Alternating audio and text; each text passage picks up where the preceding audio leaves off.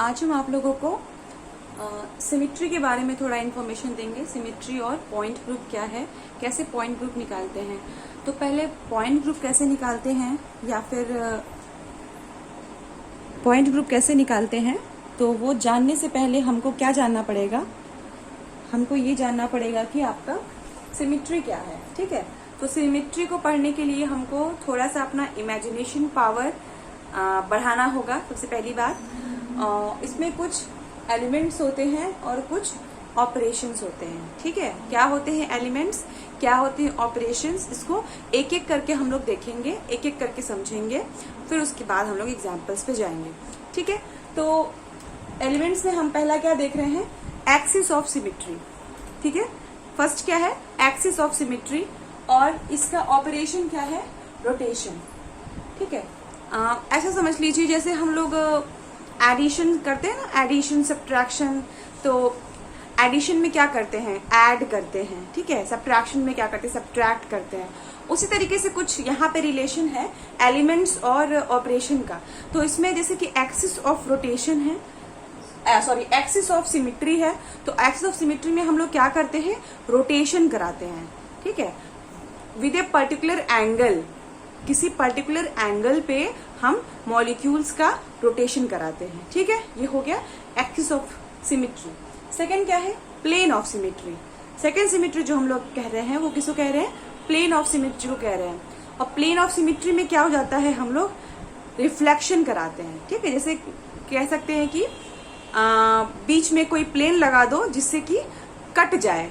ठीक है, ऐसा बीच से वो कटे, या ऐसा वो उसको हम कट करते हो, जो कटने के बाद जो दोनों बच रहे हैं वो एक दूसरे के क्या हो, मिरर इमेज हो, एक दूसरे को क्या करें, रिफ्लेक्ट करें। ठीक है, तो ये आपका प्लेन ऑफ सिमेट्री है। प्लेन ऑफ सिमेट्री में हम लोग क्या करते हैं, रिफ्लेक्शन करवाते हैं।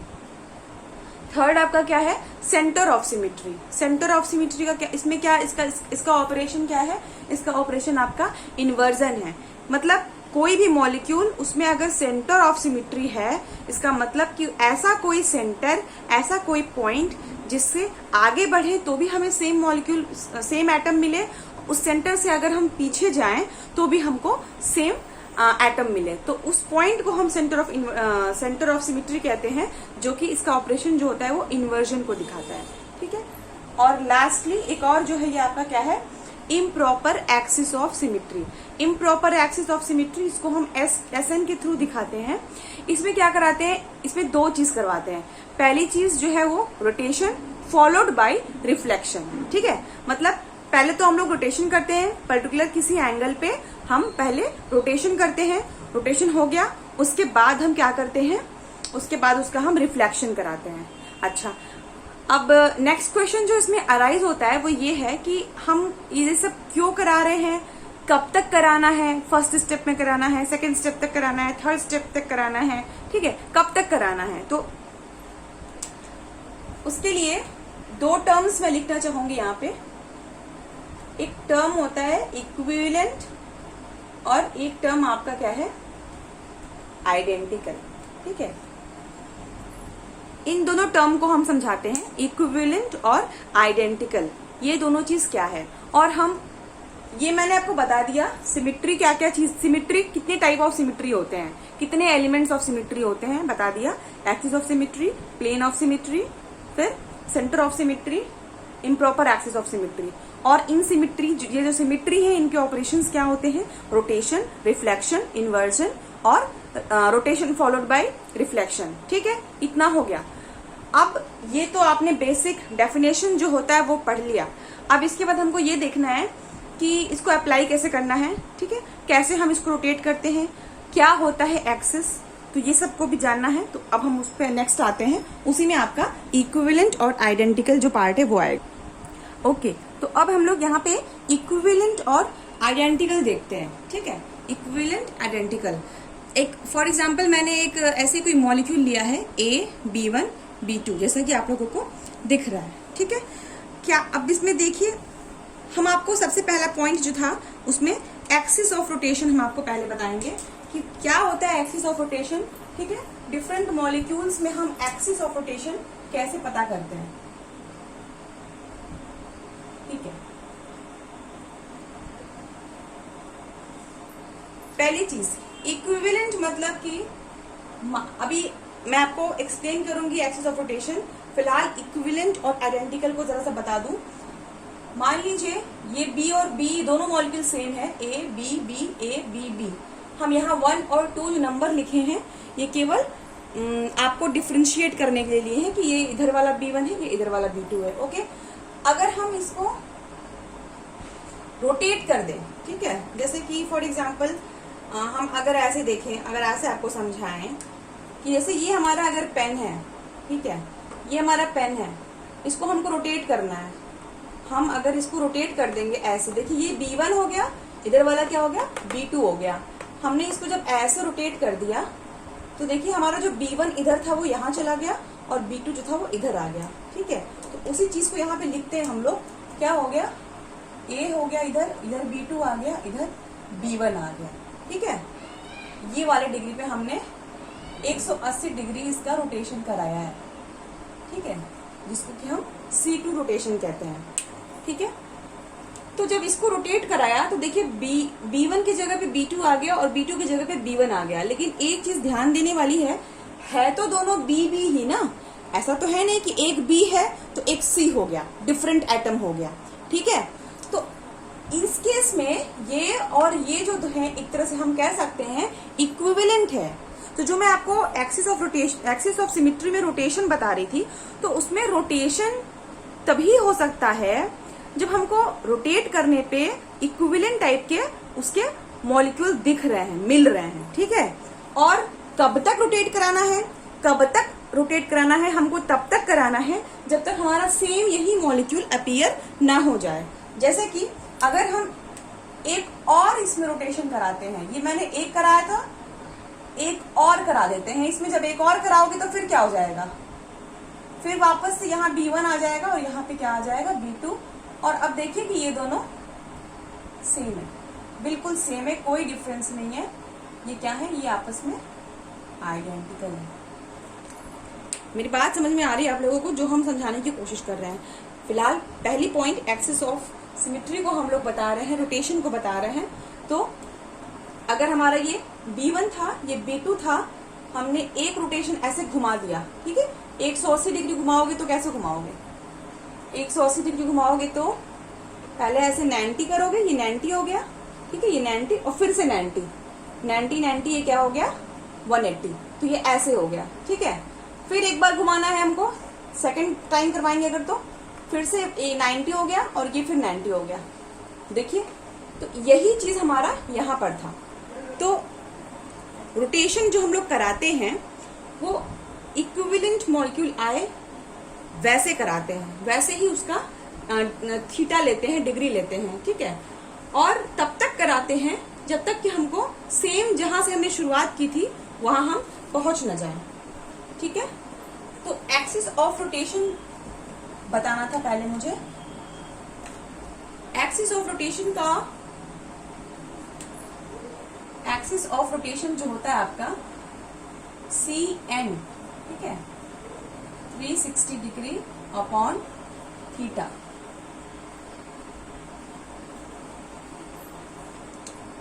ये CN ही आपका जो सिंबल है वो आपका एक्सिस ऑफ रोटेशन का सिंबल है। ठीक है, N, जहां पे N की वैल्यू क्या है, N की वैल्यू डिपेंड करती है थीटा पे। ठीक है, जैसे कि फॉर एग्जांपल अगर हम 180 डिग्री रोटेट करते हैं, अगर हम 180 डिग्री रोटेट करते हैं तो हमारा CN की वैल्यू क्या आएगी, 2, यानी इसको हम C2 भी कह सकते हैं, जैसा अभी मैंने आपको एक एग्जांपल दिखाया था। ठीक है, अगर हमारा थीटा जो है मान लीजिए 120 डिग्री पे हम रोटेशन कर रहे हैं। ठीक है, 120 डिग्री पे अगर हम रोटेशन कर रहे हैं तो 360 अपॉन 120, ये आपका आ जाएगा, इसकी वैल्यू क्या आएगी, 3 आएगी। CN यहाँ पे आएगा 3, तो इसको हम C3 भी लिख सकते हैं। ठीक है, समझ में आ रहा है। नेक्स्ट फिर से देखिए, थीटा अगर हम 90 डिग्री घुमाते हैं, ठीक है, हम रोटेशन अगर देखिए हर चीज यहाँ पे रोटेशन, जो एक्सिस ऑफ सिमेट्री, सॉरी, जो आपकी एक्सिस ऑफ सिमेट्री है वो आपका रोटेशन पे डिपेंड कर रहा है, क्योंकि इसका ऑपरेशन ही वही है। ठीक है, तो जैसे जैसे हमारा थीटा है, अगर हमने 180 डिग्री पे हमने घुमाया तो आपकी एन जो CN वैल्यू है वो 2 आई, तो उसको हम C2 कह रहे हैं। अगर हमने 120 डिग्री पे देखिए, हर का मैं एग्जांपल आपको दिखाऊंगी, शो करूंगी। ठीक है, फिलहाल अभी इसको समझ लेते हैं थोड़ा सा फॉर्मली वाइज, उसके बाद हम एक एक का एग्जांपल देंगे कि हम 180 डिग्री क्यों घुमाते हैं, कब घुमाते हैं, या 120 डिग्री क्यों घुमाते हैं, कब घुमाते हैं। ठीक है, अगर हमारा थीटा 90 डिग्री हो गया तो मैंने हम अगर 90 डिग्री रोटेट करा रहे हैं तब क्या होगा, C की वैल्यू आपकी आएगी 4, तो यानी इसको हम C4 कह सकते हैं। ठीक है, ये सब समझ में आ गया आप लोगों को कि हम कैसे एक्सिस ऑफ सिमेट्री में CN वैल्यू कैसे निकालते हैं, ये हमको समझ में आ गया। अब आप सोचोगे कि हम कैसे डिसाइड करें कि हमको 180 डिग्री रोटेट करना है कि 120 डिग्री रोटेट करना है, या 90, या फिर जो भी डिग्री, जो भी एंगल हमको रोटेशन के लिए चाहिए, वो हम कैसे डिटरमाइन करेंगे। तो अब वो चीज हम लोग को देखना है कि हम रोटेशन कैसे करेंगे। ठीक है, देखिए कुछ एग्जांपल दिखाते हैं आपको हम। H2O मॉलिक्यूल, ठीक है। एक और चीज, एक्सिस के बारे में जानकारी होनी चाहिए आप लोगों को। हम लोग कोऑर्डिनेट्स पढ़े हैं ना, तो एक्सिस के बारे में जानकारी होनी चाहिए। ये सबको पता है, इसको हम एक्स कहते हैं, या इसको हम वाई कह रहे हैं, इसको हम जेड। देखिए यही एक्सिस जो है आपका पूरे सिमेट्री चैप्टर में हम यूज करेंगे, जिसमें हम एक्स एक्सिस एक दिखाएंगे। जैसे फॉर एग्जांपल ये देखिए, ये एक्स और जो जेड है ये दोनों प्लेन में है ना। हम अगर इस ब्लैक पेन को हम बोले कि ये एक्स एक्सिस है, ये ब्लू पेन को अगर हम बोले कि ये आपका जेड एक्सिस है, तो देखिए ये प्लेन में है, ये बोर्ड के प्लेन में है। ठीक है, एक्स एक्सिस, जेड एक्सिस। ये वाई एक्सिस क्या है, ये वाई एक्सिस यहाँ पर है। ये जो सामने आपके ये मार्कर आ रहा है, ये सामने जो आपका मार्कर आ रहा है, this is your Y axis, ये आपका वाई एक्सिस है। अगर इसको समझना है तो अगर आप अपने दीवार का कोना देखिए, ठीक है, दीवार का जो कोना होता है ऊपर वाला जो होता है वो बिल्कुल इसी तरीके से दिखता है हमको। एक दीवार इधर गई है, एक दीवार ऐसे गई है, और एक, अगर हम ये देखिए दीवार का कोना कैसे होता है, कुछ इस टाइप से होता है। एक दीवार इधर गई है, एक दीवार इधर गई है, और एक दीवार ऊपर गई है। तो हम यही आपको कह रहे हैं कि यही आपका एक्सिस होता है, एक्स, वाई और जेड। तो एक्स और जेड हमारा प्लेन में है, और वाई जो है वो आपके सामने आ रहा है। ठीक है, और हर एक के बीच में 90 डिग्री का एंगल है, हर एक के बीच में। ठीक है, वो आप देख रहे हैं, सब 90 डिग्री, ये भी 90 डिग्री है, ये भी इधर से 90 डिग्री है, और ये भी आपका 90 डिग्री है। तो इसको हम प्लेन में इस तरीके से दिखा रहे हैं। ठीक है, लेकिन ये है कैसे, ये एक्स एक्सिस है, ये जेड एक्सिस है, इनके बीच में 90 डिग्री का एंगल है, और ये इधर जो खड़ा है ये वाई एक्सिस है। तो वाई एक्सिस भी देखिए, एक्स और वाई के बीच में भी यहाँ 90 डिग्री का एंगल है, एक्स जेड के बीच में भी 90 डिग्री का एंगल है। तो जो हम यहाँ तिरछे में जो वाई लिख रहे हैं, ये एक्चुअली में ऐसा है, वो एक्चुअली में आपको इस तरीके से दिखेगा, आपकी तरफ पॉइंट किया हुआ वो एक्सिस होगा। ठीक है, तो एक्सिस समझ में आ गया आप लोगों को क्या हो गया। जेड, अगर हम कभी कहते हैं कि जेड एक्सिस, इसका मतलब ये वाला एक्सिस। अगर हम कहते हैं एक्स एक्सिस, इसका मतलब ये वाला एक्सिस। अगर हम कहते हैं वाई एक्सिस मीन्स ये वाला है, आपके सामने वो आपका बात हो रहा है। हम ये सब क्यों बता रहे हैं आपको, क्योंकि यहाँ एक्सिस ऑफ सिमेट्री में हम रोटेशन जो कराते हैं वो एक पर्टिकुलर एक्सिस पे कराते हैं। ठीक है, एक पर्टिकुलर एक्सिस। फॉर एग्जाम्पल जैसे मैं आपको दिखाऊं, ये सब जानते होंगे ना, ये देखिए, ये दिस वन। ठीक है, इसको अगर हम रोटेट करें, ये देखिए कितने अच्छे से रोटेट हो रहा है, आप सबको विजिबल होगा। ये इस तरीके से देखिए, अगर हम इसको ऐसे रोटेट कर रहे हैं तो ये घूम रहा है। इसका एक्सिस कहाँ है, कोई तो एक्सिस पे घूम रहा है ना, तो इसका एक्सिस ये सेंटर में है। ये देखिए सेंटर में, ये सेंटर आपका है, और उसके अराउंड ये आपका रोटेट कर रहा है, तो ये वाई एक्सिस है।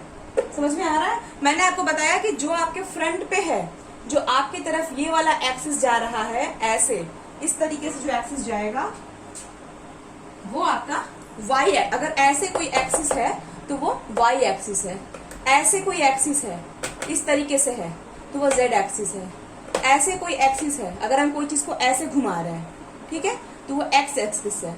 कोई चीज को अगर हम ऐसे घुमा रहे हैं इस तरीके से तो वो जेड एक्सिस है। कोई चीज को हम, ये आपका एक्सिस है और ऐसे घुमा रहे हैं तो ये आपका वाई एक्सिस है, ठीक है। तो हमने जेड एक्स वाई और जेड एक्सिस सीख लिया, ये आप लोग को अच्छी तरीके से याद होना चाहिए। अच्छा, अब हम जो आपसे कह रहे थे कि थीटा हम कैसे डिसाइड करेंगे कि हमको 180 डिग्री रोटेट करना है, 90 करना है, या फिर एक्सेट्रा कोई भी अगर हमें एंगल से आपका रोटेशन करना है मॉलिक्यूल में तो वो हम कैसे डिसाइड करेंगे। अगर हम H2O मॉलिक्यूल को देखें, ये देखिए, ठीक है, इसका एक्सिस क्या क्या होगा, देखिए जरा इस सेंटर पे है तो ये इसका एक्स एक्सिस होगा, ये इसका जेड एक्सिस है, और ये इसका मतलब ये जो ऊपर सामने वाला है आपका ये वाई एक्सिस है। सही है ना, ठीक है, तीनों एक्सिस दिख रहे हैं आप लोगों को सब इसमें। अगर हम इसको एक्स एक्सिस पे रोटेशन करें, इसका ये आपका एक्स एक्सिस है, यहां देखिए ये आपका एक्स एक्सिस है। अगर हम इसको रोटेशन करते हैं एक्स एक्सिस पे, ठीक है, जरा सा ध्यान दीजिए इसको समझने की, आप लोग कोशिश करिए कि क्या है ये।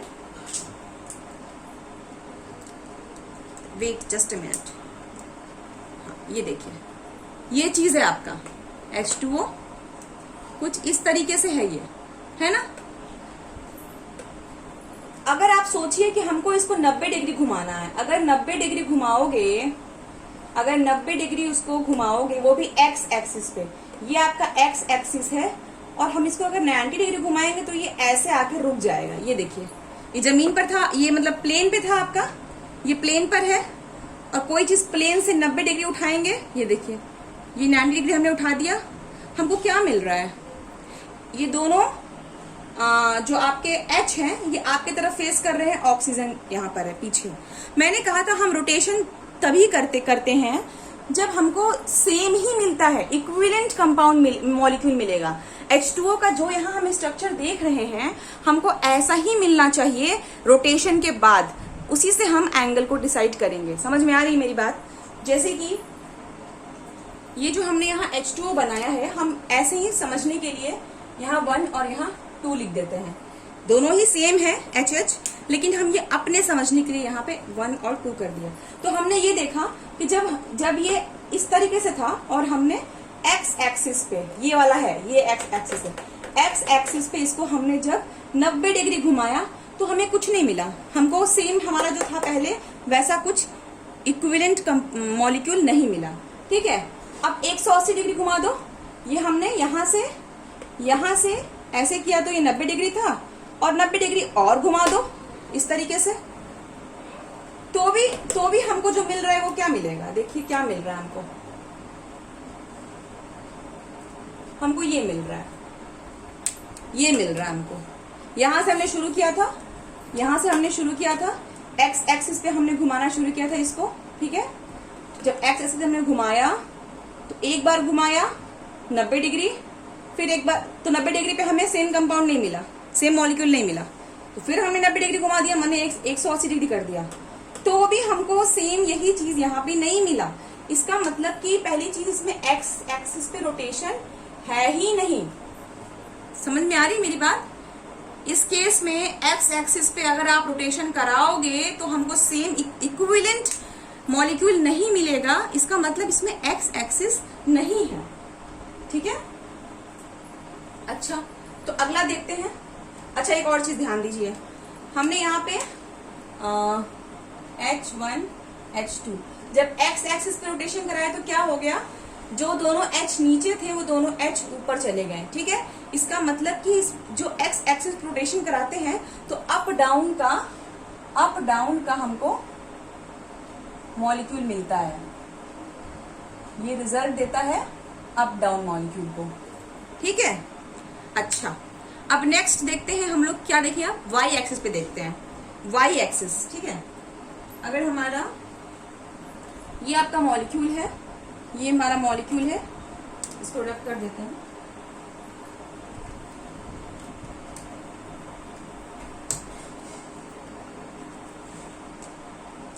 अब हम इसको y एक्सिस पे रोटेट कराते हैं। y एक्सिस पे हमारा y एक्सिस सब लोग जानता है, ये फ्रंट वाला है। अगर फ्रंट वाला y एक्सिस है तो कैसे घुमाओगे? मैंने अभी कैसे किया था, वो इस तरीके से घूमेगा, ठीक है। माने H2 और H1 ऐसे ऐसे घूमेंगे, रोटेट करेंगे, ठीक है। ये हमारा ये H1 है, ये H2 है, और ये हमारा क्या है, ये आपका y एक्सिस है। अगर y एक्सिस पे हम इसको 90 डिग्री कराएंगे तो 90 डिग्री मतलब इस तरीके से हो जाएगा। ये देखिए 90 डिग्री है ना, ये आपका 90 डिग्री हो जा रहा है। सेम नहीं है, सेम नहीं मिल रहा हमको। हमने फिर से 90 डिग्री घुमा दिया, देखिए अब भी सेम नहीं है, अब भी सेम नहीं है। और हमें क्या मिल जा रहा है, सॉरी, यहाँ पे H1 चला जा रहा है और यहाँ पे H2 चला जा रहा है, ठीक है। समझ में आ रहा है आप लोगों को? जैसे कि अगर हम ये ध्यान दें, ये हमारा H1 था, ये हमारा H2 था, और ये हमारा Z एक्सिस था। हमने पहले Z एक्सिस पर 90 डिग्री घुमाया, तो ये H2 यहाँ आ गया, H1 यहाँ चला गया, फिर घुमाया उसको, H1 यहाँ चला गया, H1 यहाँ चला गया, और H2 यहाँ चला गया। तो इस केस में देखिए क्या हो रहा है, इस केस में H1 यहाँ है, तो रोटेशन के बाद H1 यहाँ पे आ जा रहा है, H2 यहाँ है, तो रोटेशन के बाद H2 आपका यहाँ पे चला आ रहा है। इसका मतलब कि इस केस में H1 यहाँ से यहाँ चला जा रहा है, तो Y में डायगोनल रिलेशन आता है मॉलिक्यूल में, ठीक है। और एक बात हम और बता दें आपको कि y एक्सिस भी इसमें प्रेजेंट नहीं है। वो इसलिए क्योंकि रोटेशन जब हमने इसमें 90 प्लस 90 कराया, यानी कि 180 डिग्री रोटेशन जब हमने इसमें कराया, तो हम ये देख रहे हैं कि जो H1 हमारा यहाँ था वो हमको यहाँ मिल रहा है, जो H2 हमको यहाँ था वो हमको यहाँ मिल रहा है, माने डायगनली चला जा रहा है वो, ठीक है। लेकिन जो ये था वो सेम यहाँ पे हमको नहीं मिल रहा है।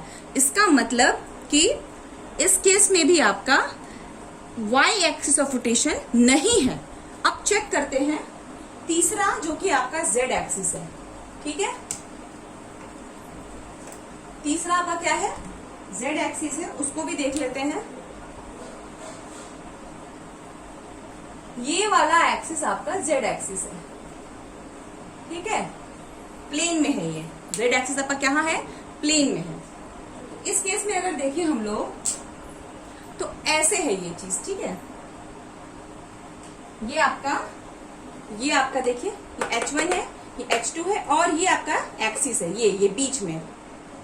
तो ये एक्सिस से अगर हम इसको रोटेट करेंगे तो 90 डिग्री करेंगे तो कैसे होगा, ये देखिए 90 डिग्री हो गया, ये 90 डिग्री हो गया। एक आपके आगे रहेगा H, एक आपके पीछे रहेगा H। फिर से 90 डिग्री घुमाइए तो ये हो गया, एक H इधर आ गया, एक H इधर आ गया। तो Z एक्सिस पे जब हमने कराया रोटेशन, तो कितना कराया, 180 डिग्री। तो क्या देख रहे हैं कि H2 इधर आ गया, H1 इधर आ गया। लेकिन एक बात ध्यान दीजिए कि हमारा ये पोजीशन वही पोजीशन है जो यहाँ पहले था, केवल H हाइड्रोजन्स जो हैं वो इंटरचेंज हुए हैं।